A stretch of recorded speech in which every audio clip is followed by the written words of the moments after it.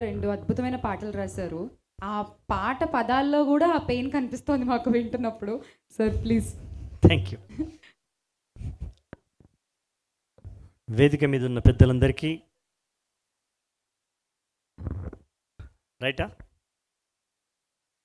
ఎదురుగా ఉన్న పెద్దలందరికీ, మీడియా వారికి, ప్రెస్ వారికి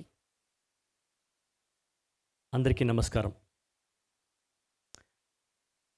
ఇందులో డైరెక్టర్ తమ్ముడు యాట నాతో 2 పాటలు రాయించారు. ఒకటి పోతుగడ్డ మీద భూమి బిడ్డలారా నిద్దురపోతున్నరా, రెండవది ప్రాణం గడ్డిపోచా అనుకో, ప్రాణం గాజు పెంకు అనుకో, ప్రాణం ఉంటేంది పోతేంది.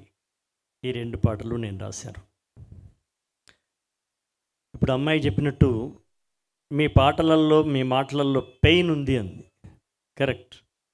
ఆ పెయిన్ నేను అనుభవించింది కాదమ్మా. మా నాన్న, మా అమ్మ వాళ్ళు ఈ రజాకారులకు వ్యతిరేకంగా పోరాటం చేసిన వాళ్ళు, చావో రేవో తెలుసుకున్న వాళ్ళు. నైజాం రాజు చేత మా నాన్న మీద షూట్ అండ్ సైట్, కనబడితే కాల్చివేత అనే ఉత్తర్వుకు గురైనటువంటి ప్రజాకవి సుద్దాల హనుమంతు, జానకమ్మ మా అమ్మ ఇద్దరూ ఫ్రీడమ్ ఫైటర్స్. వాళ్ళు ఈ పోరాటంలో పాల్గొన్నారు, లక్కీగా బతికారు. కాబట్టి వాళ్ళిద్దరినీ ఫ్రీడమ్ ఫైటర్స్గా భారత ప్రభుత్వం కూడా గుర్తించింది. నా మాటల్లో, నా పాటలో ఏదైనా పెయిన్ ఉందన్నా, ఏదైనా పౌరుషం ఉందన్నా, దర్శకేంద్రుడు రాఘవేంద్రరావు గారు దయతో చెప్పినట్టు ఈ పాటలు ఇంకుతో కాకుండా బ్లడ్తో రాశారేమో అన్న మాట అది సత్యం. సత్యం అది. ఎందుకంటే మా నాన్న ఆ పోరాటంలో పాటలు రాసినారు, తుపాకీ పట్టుకున్నారు. కాబట్టే ఈ పెయిన్ అక్కడి నుంచి వచ్చి ఇలా నా ద్వారా ఏటాకు గూడూరు నారాయణ రెడ్డి గారికి పాటల రూపంలో దక్కింది సార్. ఇప్పుడు భారవి అన్న చెప్పినట్టు ఇదేదో 2 మతాల మధ్య వైషమ్యాన్ని కల్పించే సినిమా కాదు. ఇది చాలామంది అర్థం చేసుకోవాల్సిన అవసరం ఉంది. ఇది ఒక చరిత్ర, రక్త చరిత్ర, రక్తాక్షరాల చరిత్ర. ఆ రజాకార్ల రక్తాక్షరాల చరిత్ర పోతుగడ్డ మీద ఎలా జరిగింది అనేటువంటి చారిత్రక వాస్తవాన్ని చూపే ప్రయత్నం కాదు, ఒక యజ్ఞం, ఒక వెండి తెర మీద ఒక యజ్ఞం చేయడం జరిగింది. అందుకు గూడూరు నారాయణ రెడ్డి గారికి, తమ్ముడు యాటకు నేను ఒక స్వాతంత్ర సమరయోధుల బిడ్డగా నేను ధన్యవాదాలు చెప్తున్నాను, అభినందిస్తున్నాను. ఇది 2 మతాల మధ్య వైషమ్యం కాదు అని దానికి ఏంటంటే, రజాకార్లు అనగానే రజాకార్లలో హిందువులు కూడా ఉన్నారు.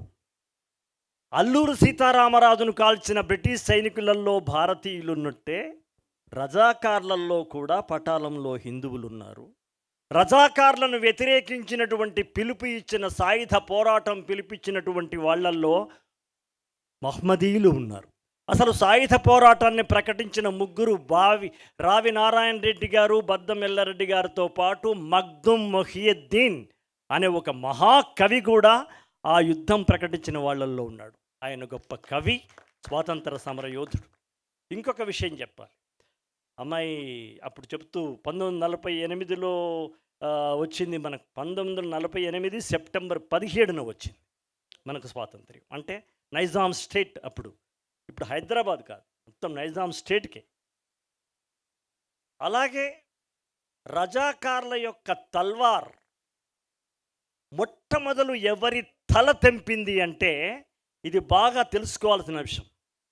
మొదటి తల కాసిం రజ్వీ కరవాలం ఏ శిరస్సును నరికిందంటే, అతను ఇమ్రోజు పత్రికా సంపాదకుడు షోయబుల్లా ఖాన్ అనే మహమ్మదీని యొక్క తల నరికింది. అలాగే విష్ణూరు రాపాక రామచంద్రారెడ్డి వేషం వేసిన బ్రదర్ కూడా ఇక్కడ ఉన్నాడు. రామచంద్రారెడ్డి గారి యొక్క దౌష్ట్యానికి, దుర్మార్గానికి, రాక్షసత్వానికి మొట్టమొదలు హత్య చేయబడిన వాడు ఎవరు అంటే బందగి అనే ఒక ముస్లిం. ఇది చరిత్ర. ఇదేదో చాలామంది పుకార్లతో మాట్లాడుతూ ఉంటారు రెడ్డి గారు, ఇదేదో విడదీసేటట్టుగా చేస్తున్నారు. కాదు, అది కానే కాదు. ఇది చరిత్ర. 500 సంస్థానాలను, విడివిడిగా ఉన్న రాజ్యాలను ఏకం చేసినటువంటి మహనీయుడు, మహానుభావుడు ఎవరన్నా ఉన్నారంటే ఇది only one person, Sardar Vallabhbhai Patel. ఇది సత్యం. మిగతా వాళ్ళు చెప్పడానికి, నేను చెప్పడానికి చిన్న తేడా ఉంటుంది. ఎందుకంటే వాళ్ళు చదివింది చెప్తారు లేదా విన్నది చెప్తారు.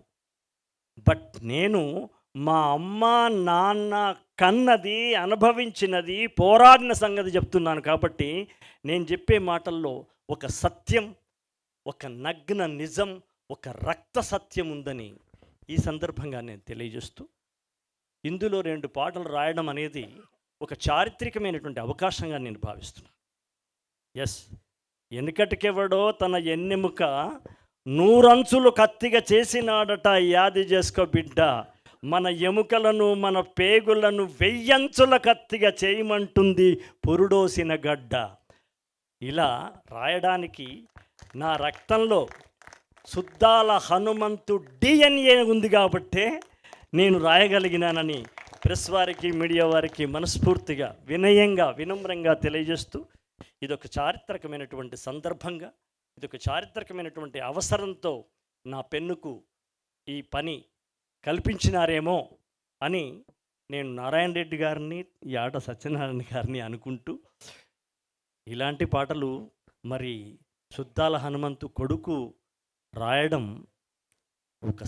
ఒక అవసరం, ఒక అనివార్యం కాబట్టే నాతోటి రాయించినట్టుగా భావిస్తూ, ఈ సినిమా రేపు మార్చి 1 విడుదలవుతుంది. ఇది కేవలం సెన్సేషన్, సంచలనం మాత్రమే కాదు, అది అనేక లక్షల కోట్ల మంది ప్రపంచవ్యాప్తంగా, దేశవ్యాప్తంగా చూసి కనక వర్షంగా కూడా మారాలని ఈ సందర్భంగా తెలియజేస్తూ అభినందిస్తున్నాను. 2200కి పైగా మీరు పాటలు రాశారు.